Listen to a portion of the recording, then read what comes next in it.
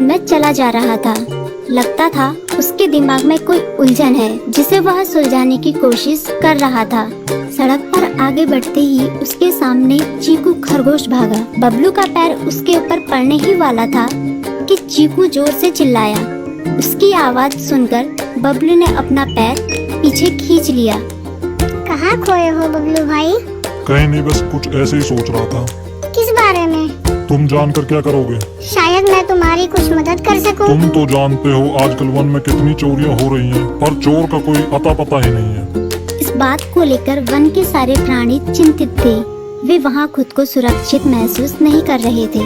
अरे चीकू भाई, हम मजबूर हैं। हम चोर को पकड़ ही नहीं पा रहे हैं। वह बहुत चालाक है और अपने काम को बड़ी कुशलता से अंजाम दे रहा है। कहीं कोई सबूत ही नहीं छोड़ रहा।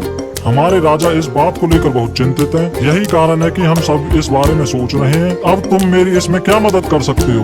मैं कुछ सोचता हूँ, हो सकता है मुझे कोई उपाय सूझ जाए। प्रयास करने में कोई हर्ज तो नहीं है। तुम ठीक कहते हो चीकू, लेकिन वन के गुप्तचर भी अभी तक इसका कोई हल नहीं निकाल सके। इतना कहकर वे चुप हो गए। बबलू की बातों ने चीकू को सोचने के लिए मजबूर कर दिया। चीकू को उदास देखकर बबलू बोला, तुम अपना मन छोटा मत करो। मुझे अच्छा लगा कि तुमने मेरी परेशानी को समझा। कभी मैं भी इस वन के लिए गुप्तचर का काम करता था। एक बार मेरी टांग टूट जाने से मेरे अंदर फुर्ती नहीं रही। तब से मैंने यह काम छोड़ दिया। चीकू, तुम चाहो तो यह काम दोबारा कर सकते हो। वन के प्राणी ज्यादातर दिन में भोजन की तलाश करते हैं, वे रात को आराम करते हैं। तुम दिन रात दोनों में ही भोजन की तलाश में निकल सकते हो सकता है रात को तुम्हें कुछ ऐसी बातों का पता चल जाए जो हमारे काम की हो। हाँ बबलू, तुम ठीक कहते हो। मैं आज रात को वन में घूमकर इस बात का पता करने की कोशिश करता हूँ। थोड़ी देर बातें करके चीकू अपने बिल की ओर बढ़ गया और बबलू अपने रास्ते चला गया। चीकू के दिमाग में अभी तक बबलू की कई बातें घूम रही थी। उसे समझ नहीं आ रहा था वह बबलू की मदद कैसे करे। दिन भर वह उसी उधेड़-बुन में लगा रहा। शाम होते ही चीकू कुछ सोचने लगा और वह चुपचाप बिल से बाहर निकल आया। चीकू की पत्नी ने देखा तो बोली, इस समय कहाँ जा रहे हो? बाहर खतरा है। खतरा तो सुबह भी रहता है, लेकिन खतरों से डरकर हम भूखे तो नहीं मर सकते। मैं बाहर घूम कर आता हूँ। इतना कहकर चीकू रात को बिल से बाहर निकल आया।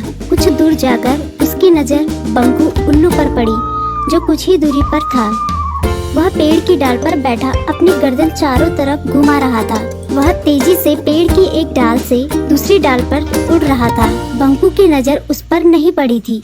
कुछ सोचकर चीकू पेड़ के पीछे से बाहर निकलकर थोड़ी खुली जगह पर आ गया और वहाँ से बंकू उल्लू को देखने लगा। बंकू ने चीकू को अंधेरे में भी देख लिया, पर उसने उसमें कोई उत्सुकता नहीं दिखाई और अपनी गर्दन चारों ओर घुमाता रहा।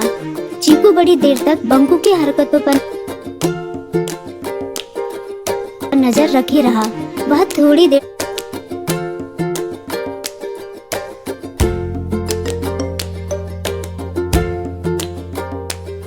तक खुले मैदान में खड़ा रहा, पर बंकू ने उसे देखकर भी अनदेखा कर दिया। उसने महसूस किया कि बंकू के आसपास चमकू चमगादड़ भी मंडरा रहा था। कुछ देर वन में घूमने के बाद चीकू अपने बिल में लौट आया और सुबह होने का इंतजार करने लगा। अगली सुबह बबलू उसी रास्ते में जा रहा था।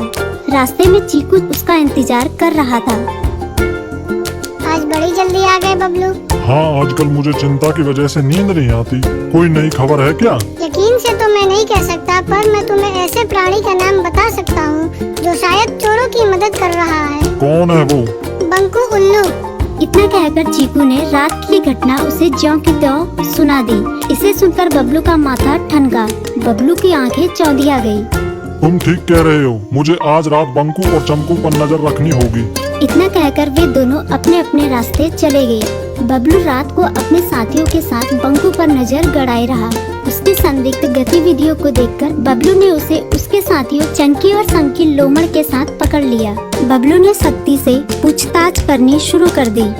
तुम इस समय बंकू चमकू के साथ क्या कर रहे हो? हम चारों दोस्त हैं, इसलिए साथ बैठकर बातें कर रहे हैं।